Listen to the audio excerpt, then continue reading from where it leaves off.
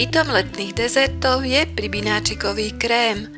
Vo vláčnom piškotovom korpuse so šťavnatým ananásom je to naozajstná lahôdka. Vítajte priatelia, ak máte chuť a čas, pečte spolu so mnou. Pripravíme si dva rovnaké piškotové korpusy. Budeme ich piecť jeden po druhom. Množstvo surovín uvedené v recepte je na jeden korpus. Zo 6 vajec oddelíme žltky od bielkov. Vajíčka necháme pred použitím zohriať na izbovú teplotu. K bielkom pridáme štvrť lyžičky soli. Na mierne vyšších otáčkach ich šľaháme približne pol minúty.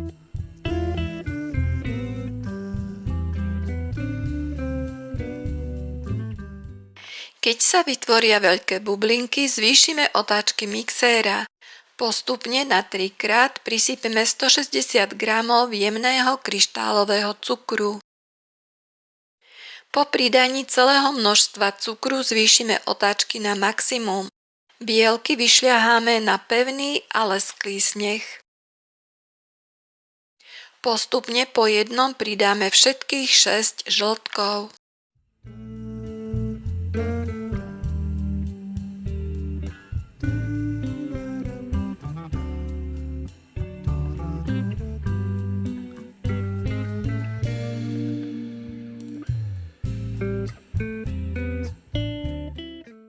Zo sterilizovaného ananásu odoberieme 4 lyžice šťavy.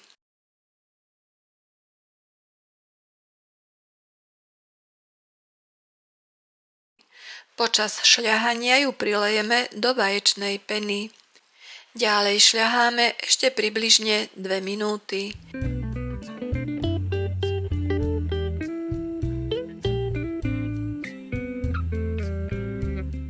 Otáčky mixéra znížime.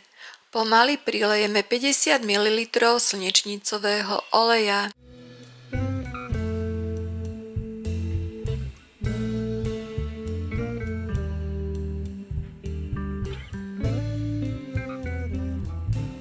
Nakoniec na 3-krát pridáme 170 g preosiatej hladkej múky špeciál. Miešame veľmi pomaly a opatrne. Snažíme sa zachovať čo najviac vzduchu v ceste. Práve ten zabezpečí, že korpus zostane ľahký a nadýchaný aj bez použitia kypriaceho prášku do pečiva.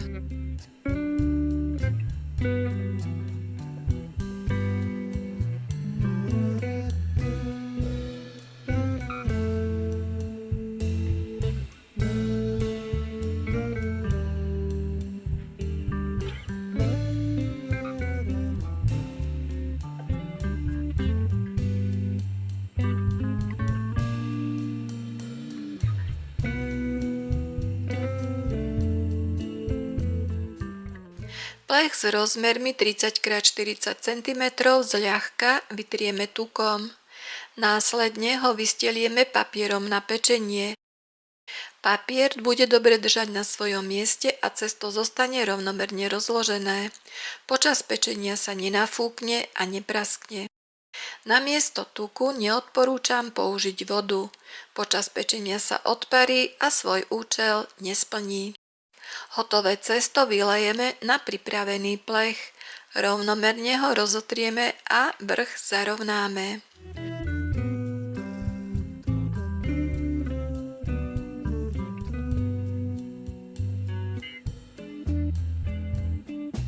Rúru predhrejeme na 170 stupňov Celzia. Korpus pečieme približne 15 minút, kým nezíska zlatistú farbu. Po upečení korpus prikryjeme a necháme úplne vychladnúť. Rovnakým spôsobom pripravíme aj druhý korpus. Z vychladených korpusov jemne odstránime vrchnú tenkú vrstvičku. Vďaka tomu budú jednotlivé vrstvy po naplnení lepšie držať pohromade a nebudú sa oddeľovať. Teraz si pripravíme krém. Do vychladenej sklenej misy dáme 500 g jemného tvarohu. Pridáme 4 kopcovité lyžice práškového cukru. Množstvo si môžeme upraviť podľa vlastnej chuti. Prilejeme 500 ml živočíšnej smotany na šľahanie s obsahom tuku minimálne 33%. Ja som pridala aj 2 lyžičky vanilkového extraktu, nie je to však nevyhnutné. Krémový prášok Créme Olé je už vanilkou ochutený a zároveň osladený. Tieto suroviny krátko premiešame.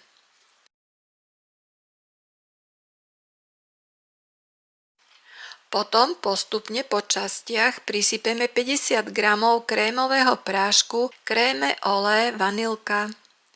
Vyšľaháme hustý a pevný krém. Trvá to približne 3 minúty a krém je hotový. Tento krém sa často označuje aj ako pribináčikový. Svojou chuťou totiž pripomína obľúbený tvarohový dezert pribináčik, ktorý si už dlhé roky vychutnávajú najmä deti. Obidva korpusy navlhčíme šťavou z ananásového kompótu. Na prvý korpus nanesieme približne 1/3 krému a rovnomerne ho rozotrieme.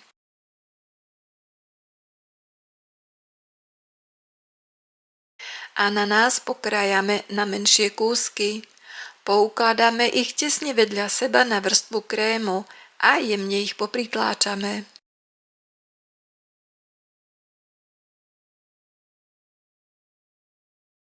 Na ananás nanesieme 2/3 krému a povrch uhladíme. Druhý korpus tiež navlhčíme ananásovou šťavou. Navlhčenou stranou ho položíme na koláč. Papier na pečenie nám pri prenášaní veľmi pomôže a preto ho odstránime až po položení korpusu na krém.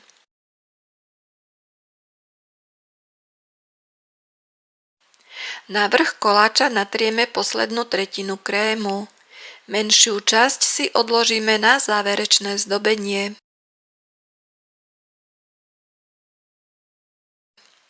Takto pripravený koláč vložíme približne na 2 hodiny do chladničky, aby dobre stuhol. Pri krájaní použijeme nôž nahriatý v horúcej vode. Pred každým rezom ho osušíme. Najskôr zarovnáme okraje koláča.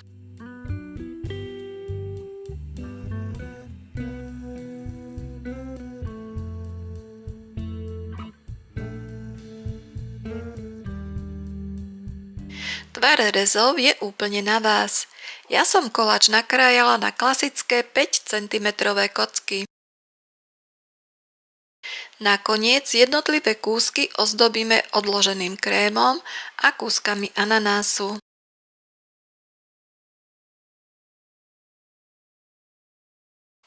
Ak máte k dispozícii čerstvú métu, môžete pridať aj niekoľko lístočkov. Pred použitím ich nezabudnite umyť a osušiť. Pribináčikový krém je na prípravu veľmi jednoduchý, no zároveň dokáže výborne ochutiť torty, zákusky a rôzne iné dezerty. Kombinovať ho môžeme s mrazeným, sterilizovaným aj čerstvým ovocím. Práve čerstvé ovocie mu dodá najvýraznejšiu chuť a sviežosť. Krém je vhodný nielen na plnenie tort, ale aj obtieranie povrchu a zdobenie. Výborne chutí aj ako základ do ovocných pohárov. Jeho jedinou nevýhodou je, že nie je vhodný ako podklad pod fondánovú hmotu. Ak sa vám recept páčil, kliknite na palec hore a odber môjho kanála. Spravíte mi tým veľkú radosť. Ďakujem za sledovanie a teším sa na stretnutie pri ďalšom videu.